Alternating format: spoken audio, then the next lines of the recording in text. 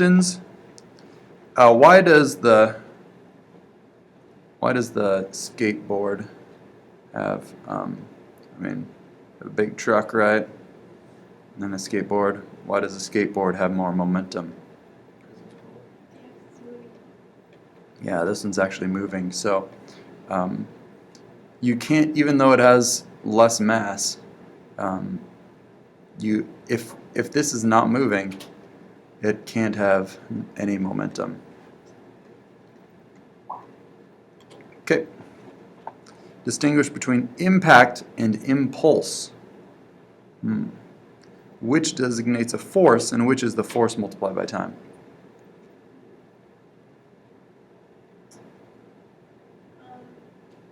Impact designates a force and impulse is multiplied by time.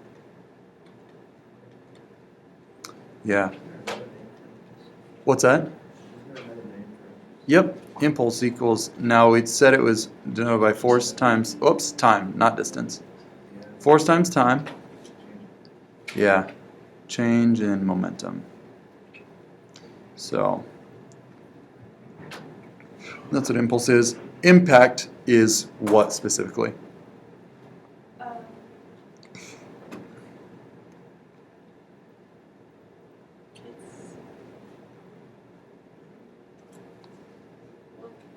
When force hits things.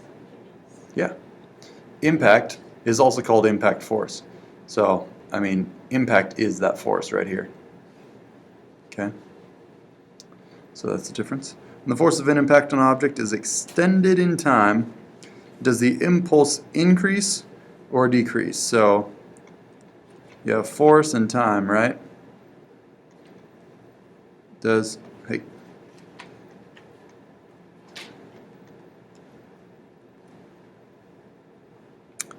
So does the impulse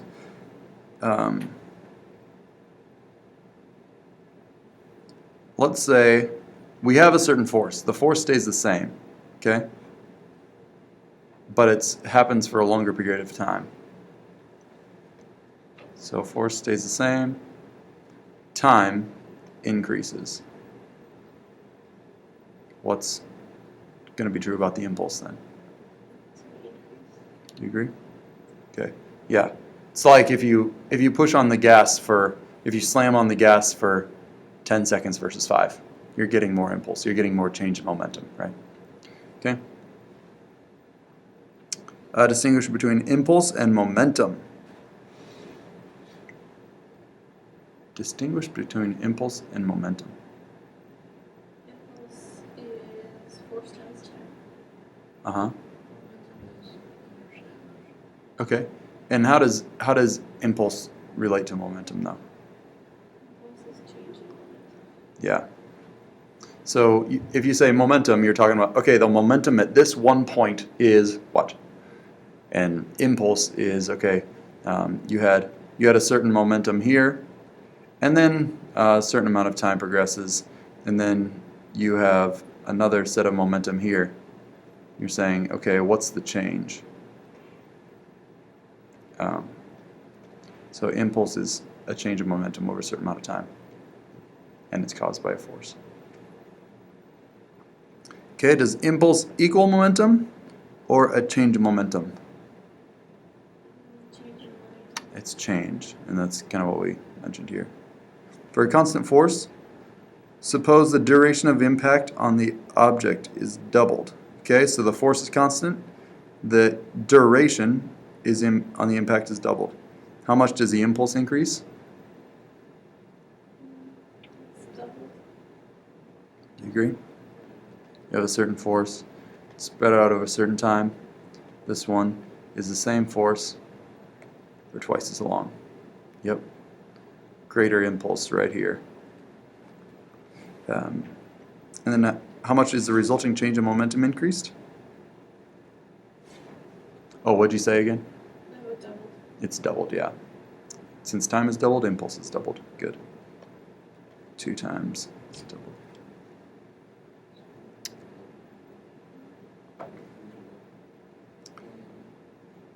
Okay. So number 8. In a car crash, Why is it advantageous for the occupant to extend the time during which the collision takes place? Because less force will be put on. Do you agree? Yeah, so impulse, you're going to have the same change in momentum either way, right? You're going from fast to stopped, right? So, and you're going to stop because a force gets put on you. Now, the only thing that determines the force is if you can, why did I put distance? Time. If you can extend the time and the change in momentum is the same, then by increasing the time, yeah, we decrease the force. Good, good. If the time of the impact and the collision is extended by 4 times, how much does the force of impact change? So if this is 4 times greater, what happens, Dalton, to the, or sorry, the time is 4 times greater. What happens to the force? 4 times less, yeah. Or how could you say that otherwise?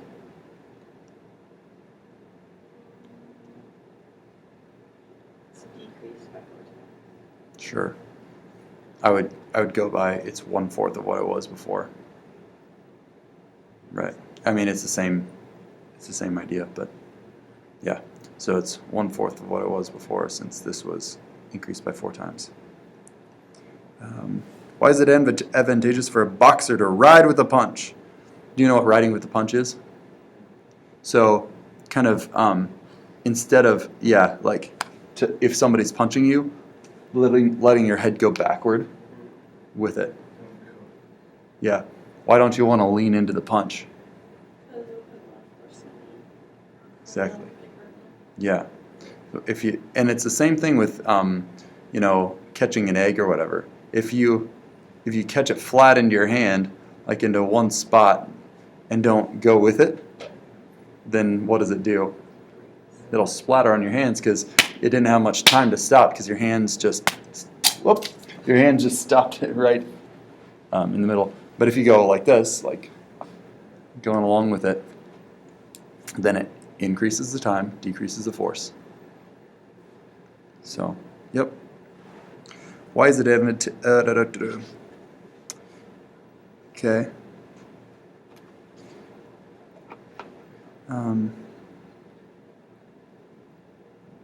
Okay, let's do 11. Visualize yourself on a skateboard. Yes.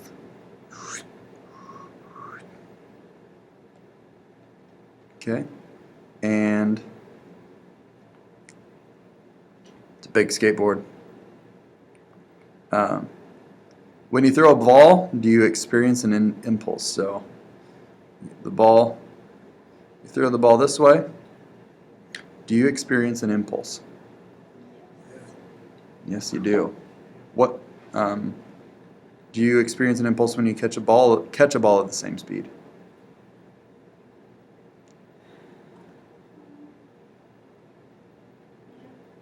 So let's talk about the throwing it first. So this ball goes over, an impulse has happened. In other words, what has changed? Its momentum. So this ball's momentum has changed. Why do we know this guy's momentum changes too? Exactly. You have an equal and opposite force according to Newton's third law, and they kind of go opposite of each other. And so since impulse depends on force over a certain time, I mean, it's the same time interval on both objects too, right? So, impulse equals force times time. So the force is the same and opposite, and time is the same. So yeah, it's the same impulse. Do you experience an impulse when you catch a ball of the same seed? So let's say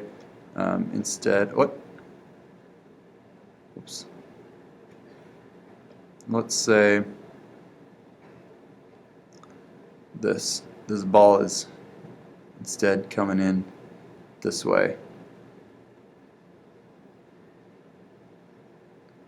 And you aren't moving at that point. right? So ball comes in. When you catch the ball, does it change your momentum? Yes. You say yes?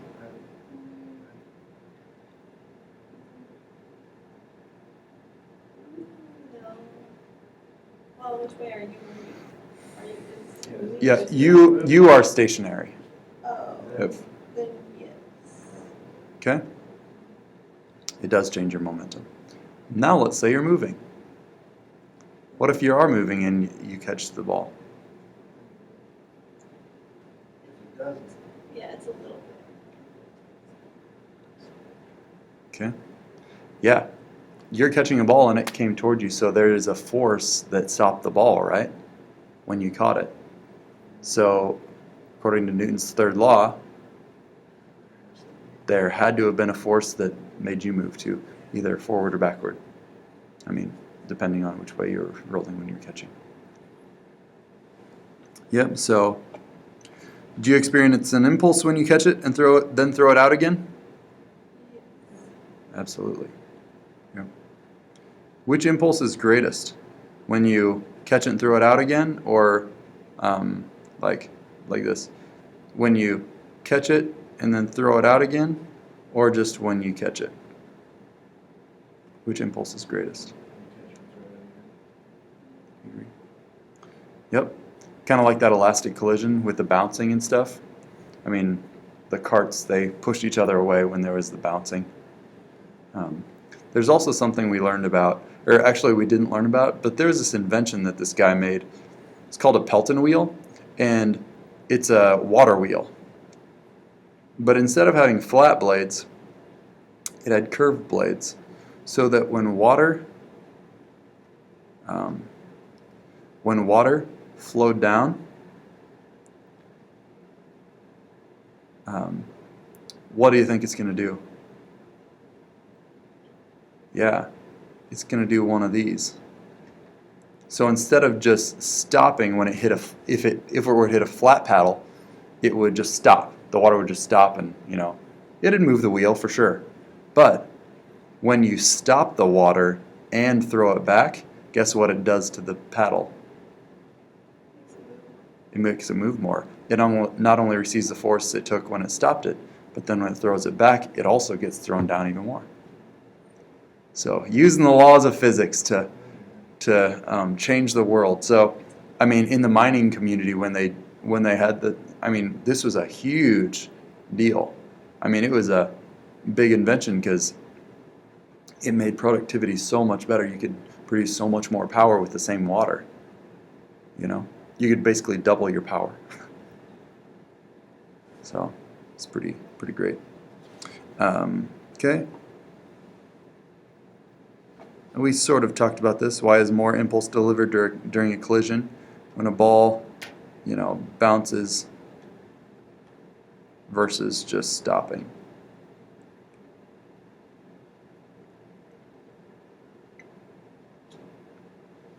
Why is more impulse delivered in this? Because when it's bouncing, it hits and goes backwards. Well, that doesn't bounce, just hits. Mm-hmm. And why does that influence the impulse? Yeah, it's more cheaper. faster than it is. Okay. You're kind of talking really soft, so I didn't really hear you.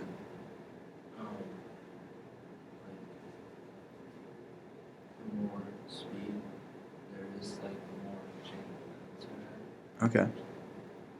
Yeah, so, I mean, this thing stopped. I mean, in both cases it stops, right? So in this one, yeah, it stops. In this one, it stops. So that would be considered the same change of momentum, right? That would be the same. And what do we say change of momentum is? Impulse. So to stop it, it's the same impulse. But then in this one, it's coming back. So it's actually almost doubling the impulse, depending on how perfectly it bounces back or whatever. So not only stopping it, but moving it backward. Okay. Well, I guess 13. 13 has said, why is the Pelton wheel an improvement over the paddle wheels with flat blades? So, I mean, that's what we just talked about, right? But, I mean, it's an improvement basically on how they did it previously. They made the blades flat, and as the water fell, it just kind of stopped, you know? And so this had basically almost 2 times the impulse. So it was not only stopping, but going up. So that's pretty sweet.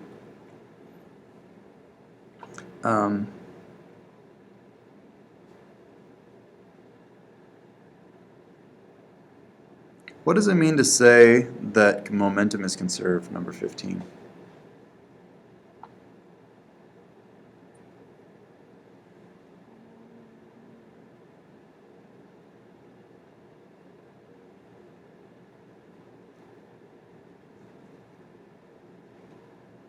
Like none of it's lost, like it's transferring to something else. Okay, I like that. Yeah. Conserved kind of means to stay the same. So, yeah, none of it's lost. Like, you know, you might have 2 objects that are headed toward each other. So, you know, maybe an object is going this way and the other is going this way. Well, if you consider them to be a whole system together, then, you know, you can combine those just like vectors. And, yeah, so the total isn't going to change before and after a collision.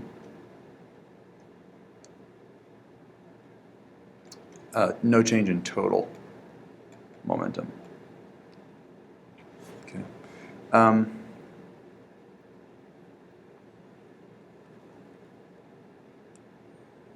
like this one. Imagine that you are in space. Go ahead and read that while I. Okay, the 17. Can you read that out loud, Caitlin? Imagine that you were hovering next to the space shuttle in an Earth orbit. Your buddy of equal mass, who is moving at 4 kilometers per hour with respect to the shuttle, bumps into you. If he holds on to you, how fast do you move? You both move with respect to the ship. All right, so here's our ship. That's a good enough ship. So this guy's moving 4 kilometers per hour, right? This direction. They run into you. What's going to be true about the total speed then? It's going to be less. Okay, less. Be more exact. It's going to be half. Half. Yes.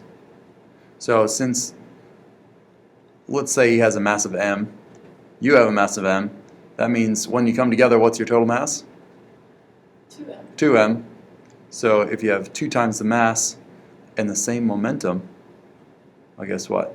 You're spreading out your speed. Like when mass doubles, speed, if we do this, momentum equals, what's the equation for momentum?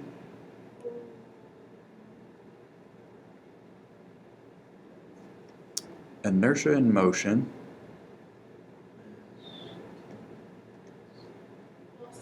Velocity. Yep, mass times velocity. So if mass doubled, what happens to the velocity? It's half. Yeah, gets cut in half. Because we know that momentum stays the same, right? So, yeah, this guy runs into the other, mass is doubled. Now this 4 kilometers is cut into half, is 2. Yep. Why does it say with respect to the ship? Why does it matter about the ship? Because technically you're traveling thousands of miles per hour around the Earth. Oh. And the Earth is traveling at thousands of miles per hour around the Sun, which is traveling millions of miles per hour around the center of the galaxy, which is moving who knows how fast compared to the universe. Gotcha. So that's why. All right. Question is, let's say 2 objects. This is 18. Is the momentum conserved for colliding objects that are moving at angles to one another? Yes. You think yes? You think yes? Oh, that's good. Because in any, that's true. Whenever there's no, if there's no outside force acting on these things, momentum will be conserved. And that's the point where if we wanted to figure this out, we could say, okay, this is going, we can break it down into the arrows, and now we can add the verticals together. This is what Dalton loves. Add the verticals together, add the horizontals together, and then put them together. So we would do this plus the little guy, and then this plus, put these together. So it looks like we have a one kind of like this, the total is like that, okay? And for this, the total is like that. And then we can add those two together.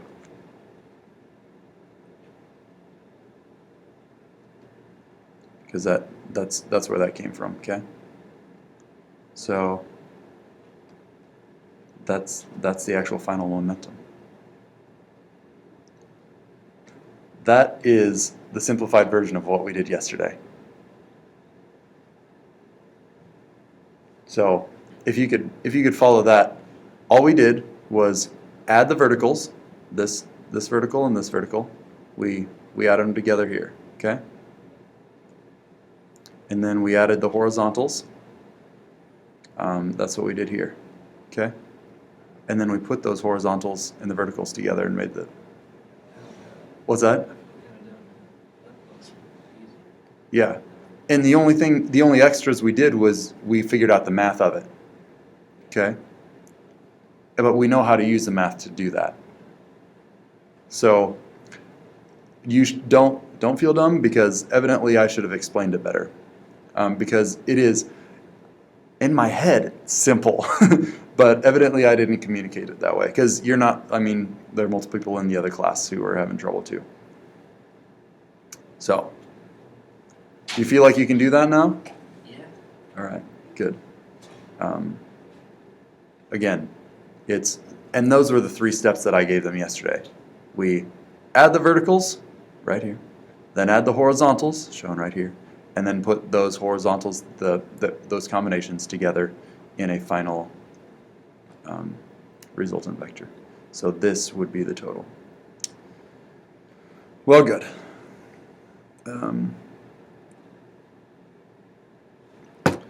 Let's do a couple math things. Let's do 20. What is the momentum of a 50 kilogram carton?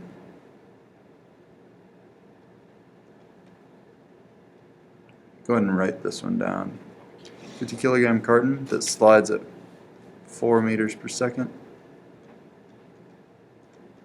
across an icy surface.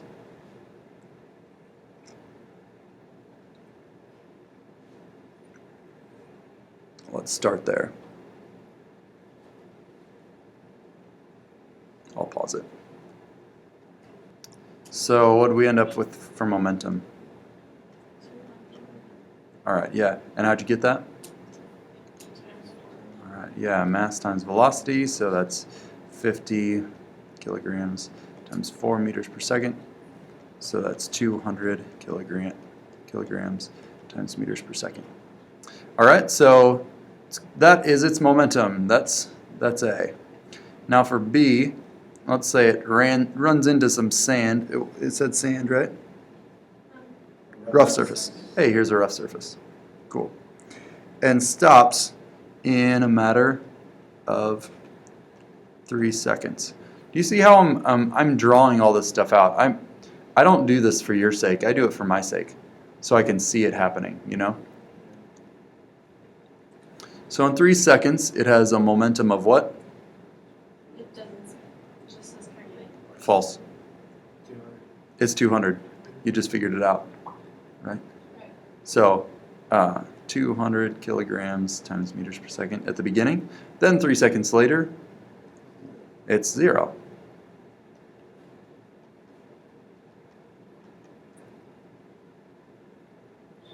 So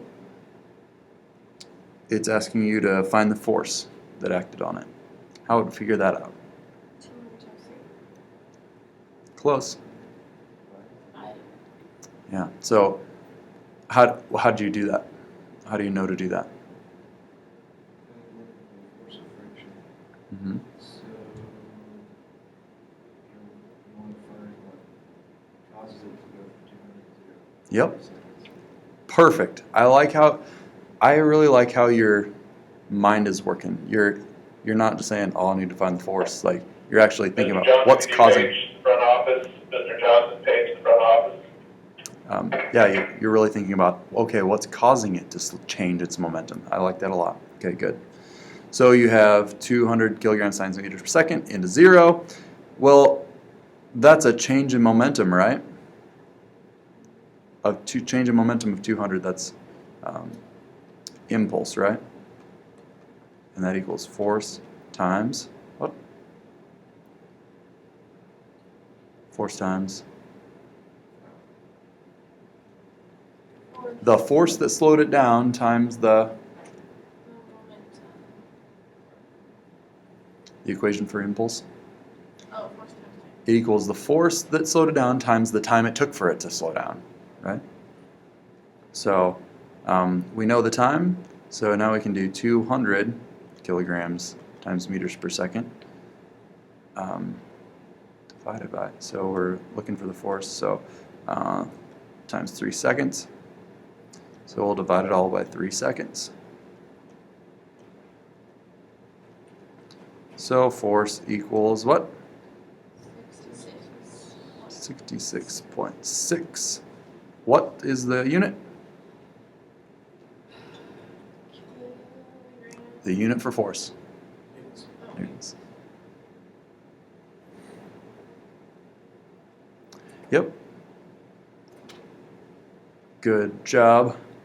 Okay, so tomorrow we'll do some review with some active votes. So we'll try and get some, like, for some multiple choice ones in there and some that sort of thing, and let you guys have some good practice, and that'll give me a good gauge of where you're at too. So that is it.